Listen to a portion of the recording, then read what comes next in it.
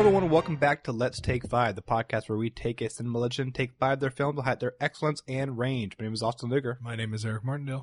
And we are no longer doing a typical Let's Take 5. In fact, we're doing Let's Take 5, Let's Take 10s, well, I've lost track of what it's called. But we are wrapping up the whole podcast by looking at 10 of the greatest films that we never covered in the previous 120 episodes. Last week we covered The Good, the Bad, the Ugly. Next week we have Die Hard. But today we have the major Oscar-winning film Amadeus. Based off an acclaimed play, this is Milos Forman's 3-hour epic into the life and rivalry of Wolfgang Mozart and the man who thought he should have had all the acclaim and genius. It's an incredible one. Wolfgang Amadeus Mozart. Actually, I should probably have included the Amadeus part. Yeah, the title. Yeah, I was surprised he didn't. He actually had like 50 names total. Yeah. But yeah, he had a ton of names in real life. Yeah, this is an incredible movie. It's very good. Do you know the play? I saw the play. Meg, my wife, she played Constance in the play. Oh, okay. At Oak Park Theater Festival here in Chicago. Oh, that's awesome. So, and the guy that played Salieri was, I mean, he was fantastic. But anyway, yeah, no, it was a great play. It's a great movie. I first saw the movie kind of early when I was starting to get into movies, like sort of like, you know, right after I got out of high school, and I bought, there was a whole list of movies. I've talked about it before on the show that I wanted to cross off. Amadeus was on there. I owned it for a while before I actually, watched it. I think I probably owned it for close to a year. It's just not the type of cover, subject matter that I really thought I would like, you know, at that time. I mean, now it's totally different, but then I put it in and I almost instantaneously loved it. I mean, this is one of the best movies I've ever seen. It's one of my favorite movies too. Oftentimes those things don't always coincide quite so well. And when they do, they're usually reserved for stuff like The Godfather or Casablanca or Citizen Kane, you know, films like that. But Amadeus is also worthy of that type of praise. I don't really give a shit that it's not historically accurate. I could care less about that. I mean, that's like one of the big gripes about the film. I don't care about that. To me, that's not what the movie's about anyway. The movie's this sort of like thesis on mediocrity, right? And how, and legacy, and how legacy shapes the vision of a man anyway. It's not necessarily what the man actually is, so I'm kind of okay with that. Which is a huge part of why I love this movie so much. I think if this movie were told through the lens of the protagonist actually being Mozart, probably wouldn't be as attached to it as I am. But Salieri makes for a fantastic protagonist. Yeah. And the idea that you don't know who Salieri is the point of the whole thing. And that's okay because he absolves us at the end. He is the saint of mediocrity. Very, very, very cool ending. Have you ever seen the uncut version of this? That's what I actually watched. I always watch the 3-hour version. Yeah. Yeah. No. I mean, what I meant to say is, have you seen it? Wait, uncut. Cut. Yes. Have you seen the original theatrical release of this film? I've never seen it. Maybe when I first saw it was when I got a DVD from the library. PG-13 or PG. It's PG. Huh. Yeah, I have never. If I did, it was when I first saw it. But ever since I've owned the Blu-ray, I've watched it like 2-3 times. It's always been the director's 3-hour cut. Yeah. That's what I meant to say. Yeah, I've never seen the original version of this film, so all my opinions are of the long version of the film, which is now seen as like the definitive version. I think it's the only one to get your hands on. Yeah, I just think it's weird that there are 2 different versions of this film. Yeah. I'm never going to see the other one.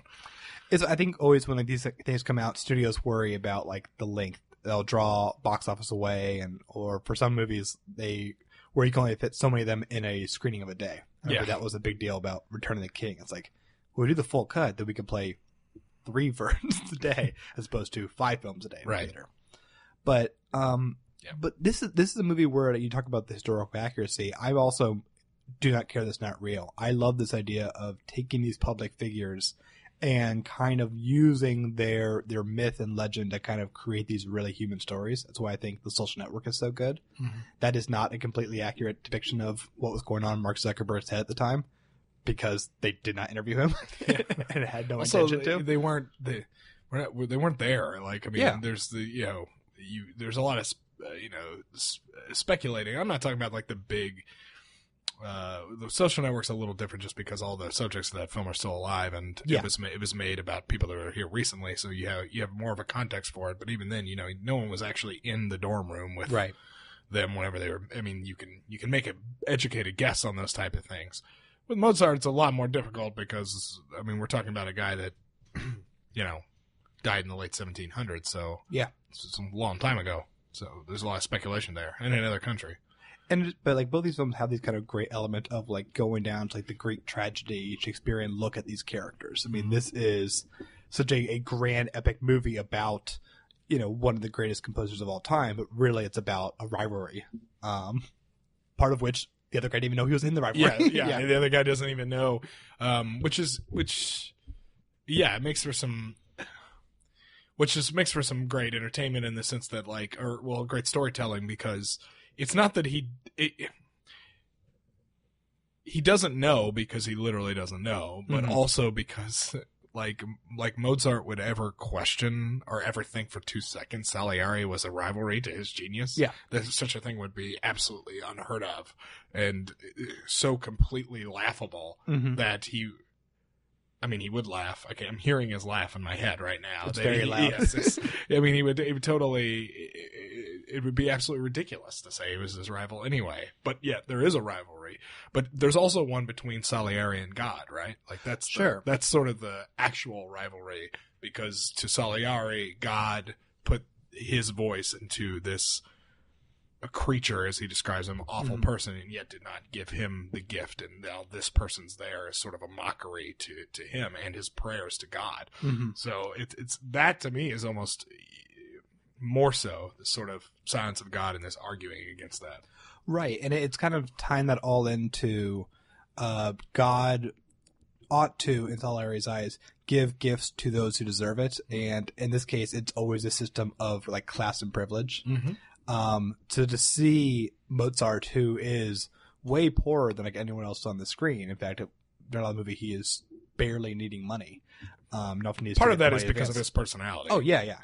But like he is like the Salieri. He demands so much because he believes it deserves so much, and that level of entitlement is what kind of makes him the villain. Well, it built his whole foundation, because his whole foundation was based on he loved music. He prayed to God he could get out of where he lived so he could go and learn music and go to Vienna and sort of this capital of culture. Yeah. And learn music and become what he became. And he says this prayer, and immediately his dad chokes on his food and dies. So the one person that was holding him back from that is out of the way. So he honestly believed that God accepted his vow at that point. But now he feels like God has gone back on his word, one, or two, set him up for this a long time ago as some sort of test. And then once he realizes, the more he gets to know Mozart, the more he ends up rebelling against God. Yeah. Right? He burns a cross on the so. That's why the structure is so built around like it's Salieri as an old man talking to a priest, as almost like he needs a scholar of God to tell him, no, you were right in deserving what you say you deserve. Yeah, he even says at one point, if you were in my shoes, would you not have believed God accepted your vow? Now the priest doesn't say much in this film. He hardly says anything at all. I do love the passage of time, because it's all like mostly the voiceover to kind of move the story forward. But when you do cut back to the old man, now it's like dark. Like it has been several hours, and then it becomes the next morning as he's told this long story, with a very patient priest. Yes. For all of this, and yeah, so Ed Murray Abraham, won the Oscar playing Salieri. This won a lot of Oscars. Best Picture. 8 or 9 of them. And, and that's nominated for 11, which is that's a lot. Big number. And that's kind of why I want to ask you about the play, because I know this is like a absolutely beloved play. I think maybe won the Pulitzer. It definitely is won. Yeah, I'm not sure. So many awards, but I can't fathom this on stage because I've seen this movie so many times. And to me, what makes this movie so encompassing is like these sets and this orchestra and all of it's hard for me to imagine not a $100 million version. Yeah. It was you kind of go the other way with it, from what I remember correctly. I mean, obviously there's a piano on stage at certain times and all that other stuff, and you have the guy that plays Salieri coming in and out of the scenes from when he's young and when he's old. To be honest, let's see, I saw that show in 2012. I've seen a lot of shows since then, so I don't actually remember that too much of it. It was also, but to actually talk about the difficulty a little bit more, I mean, the play was also outside. Oh, so the one that you saw. Yeah. It was at the Oak Park Theater Festival, which is, it's this big theater festival that happens here in Chicago, and they do 3 or 4 shows over the course of a summer. It's a really nice thing. I mean, you got 1,000 people out there, but it's nice because, people bring, they bring like a 6-pack of beer or whatever in a cooler and a couple lunches, and you sit there and watch the theater, and it's nice. I mean, it's really cool. And then Meg was Constance. That was cool too. And I was familiar with the play, but honestly, I don't remember much from it. I do remember, just because it's been so long, not because I drank a 6-pack of beer. But I do remember the ending being the same. I'm pretty sure on that, them holding him up and sort of marching him out there and him absolving the people, but instead he's absolving the crowd. So it's kind of like a middle finger to the crowd at the end of the play, which is kind of funny. So he's absolving, you in the first row, I absolve you of your mediocrity, and you, the guy, over there drinking a 6-pack of beer, I absolve you. And then walks out because they're applauding. You're applauding too, because it's the end of the show. Yeah. So it ends up working. That's really clever. Pretty, that's pretty effective. I mean, it probably says something that's the thing I remember the most about it.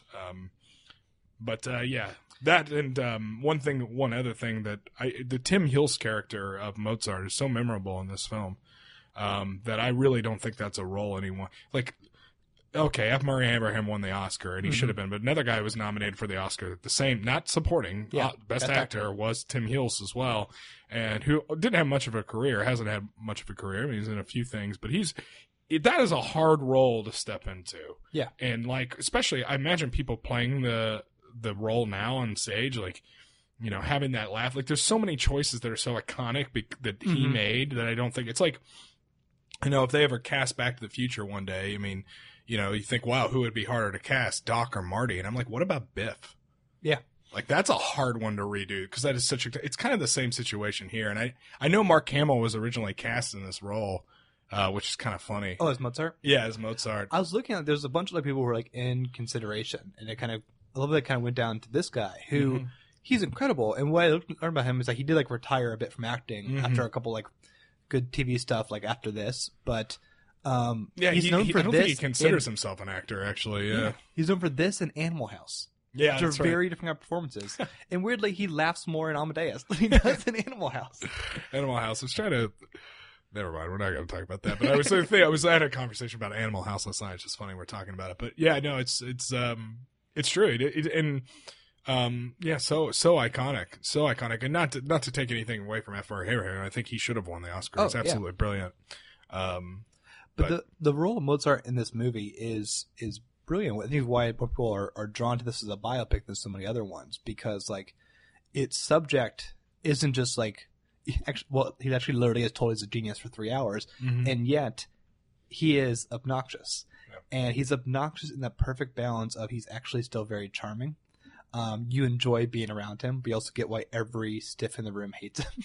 Yeah, and it's it's weird because this is a play or a movie where you have the protagonist, the Salieri, who's not a good guy, and I mean at the beginning of the play, he literally his guilt over the things he did to Mozart is driving him to suicide. So, you're following a protagonist of a guy that's bad, and you're rooting for you're forced to either root for this guy that's a monster that's backstabbing him, which is Salieri, or this absolutely impish doofus, which is Mozart. You kind of have to make a choice, and I root for Mozart because Mozart was the real genius, and you want that.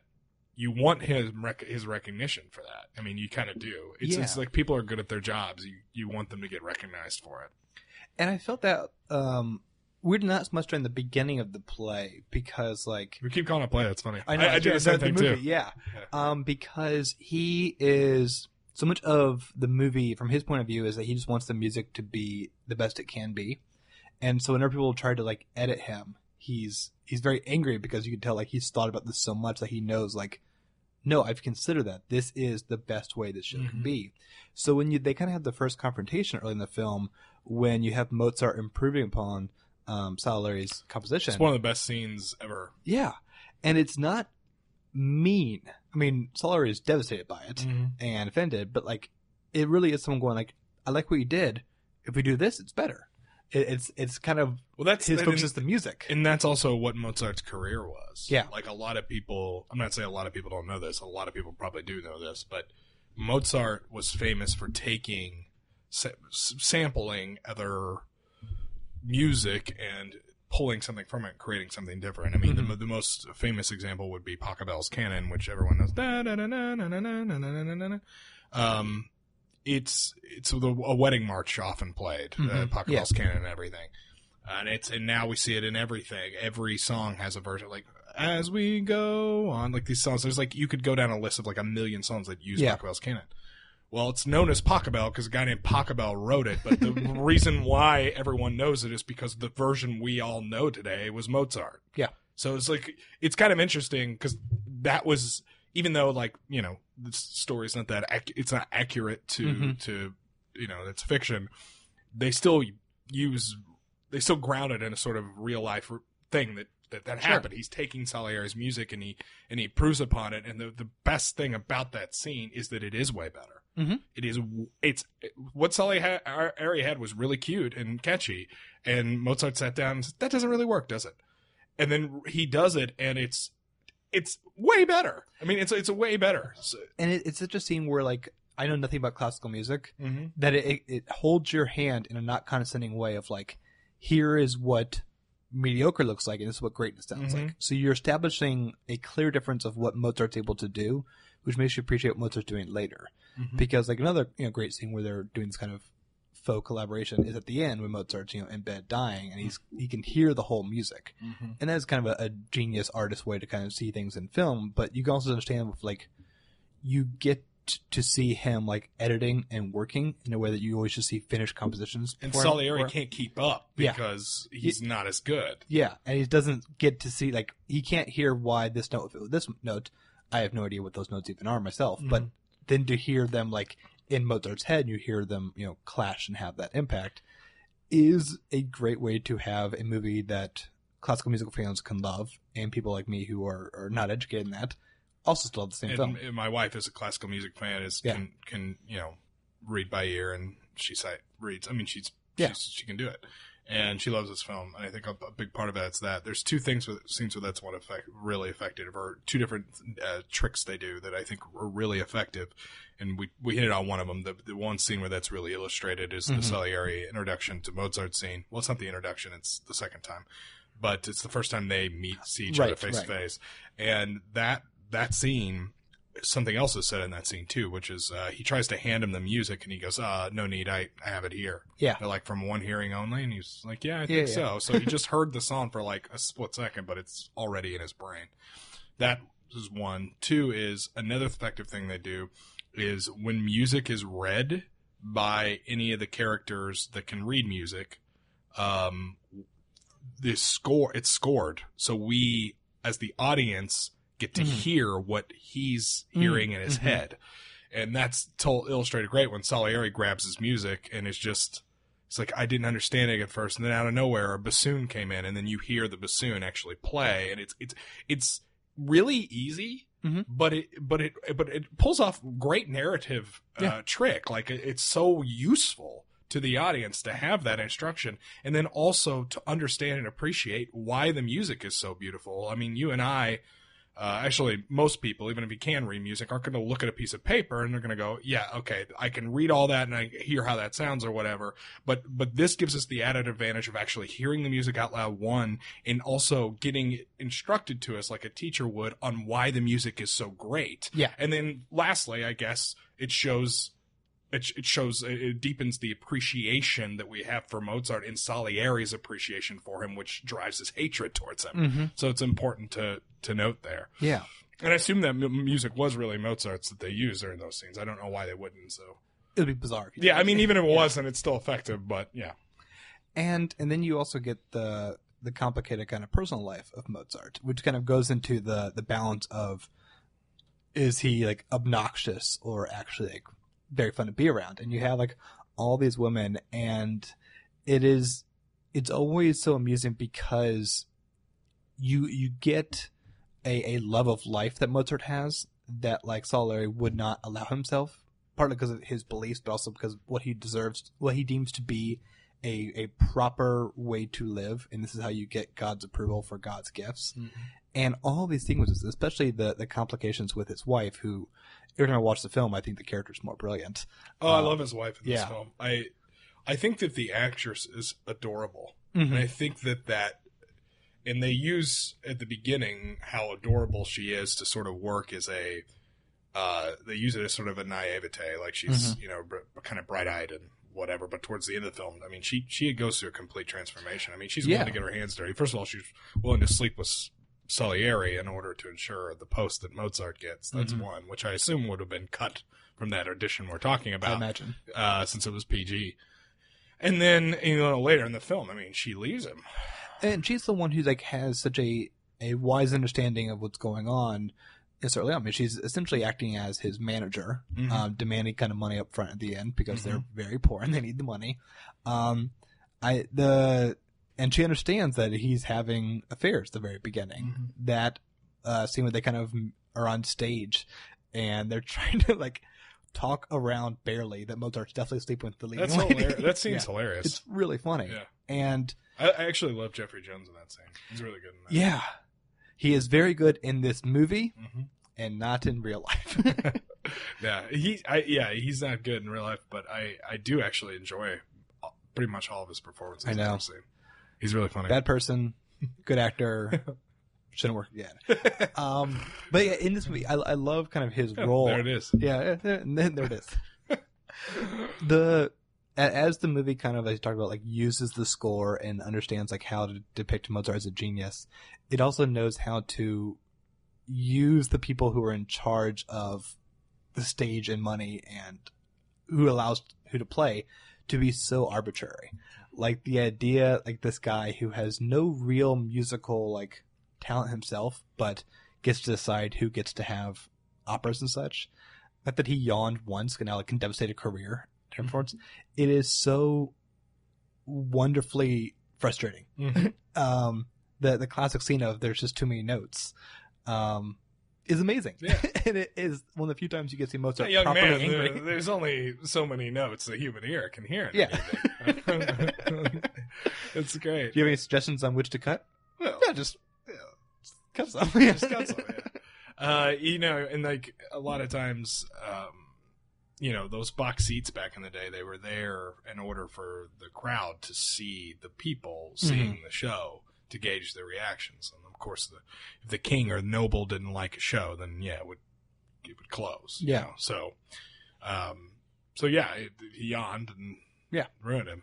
And it's kind of interesting. A miracle, as I think Sally yes, refers to it.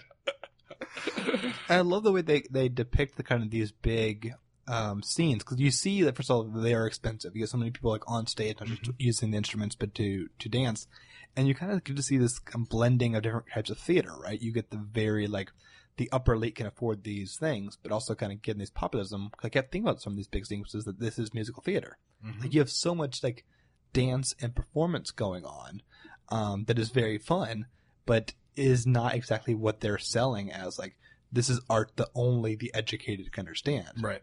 It can be appreciated by all. And Mozart was going for that. Whereas everyone else is kind of going for the very closed, only the elitist or those deemed by God.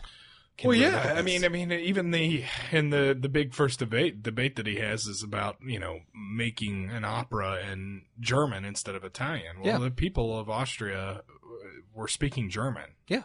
Why would they have an opera in Italian? Yeah. Why not have an opera in their own language?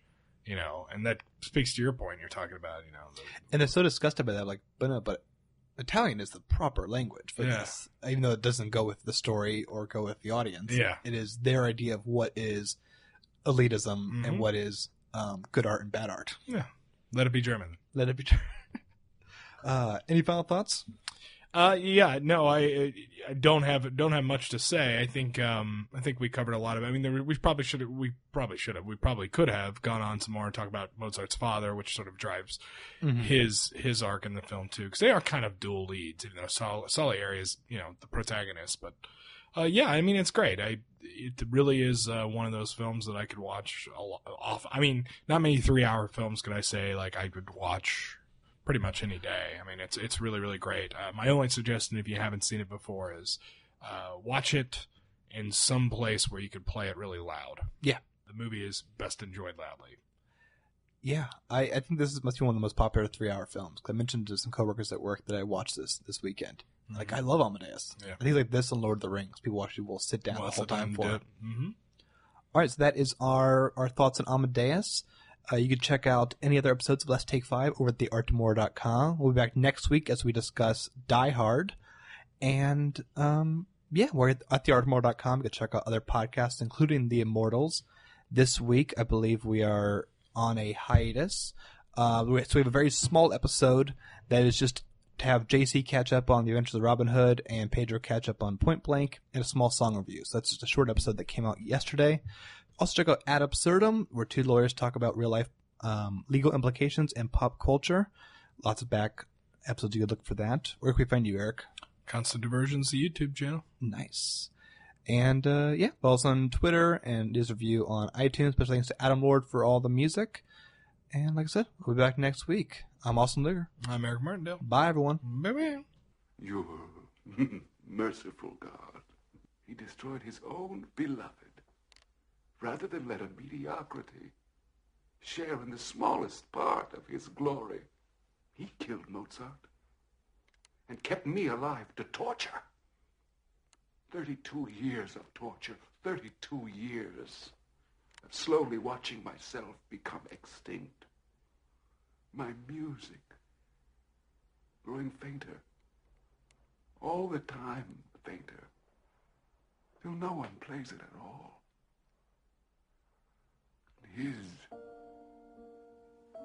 Good morning, Professor. Time for the water closet. And then we have your favorite breakfast for you. Sugar rolls. He loves those. Fresh sugar rolls. I will speak for you, Father. I speak for all mediocrities in the world. I am their champion. I am their patron saint.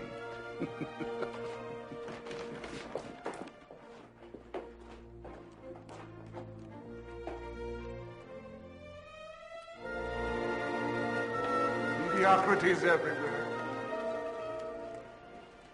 I absolve you. I absolve you. I absolve you.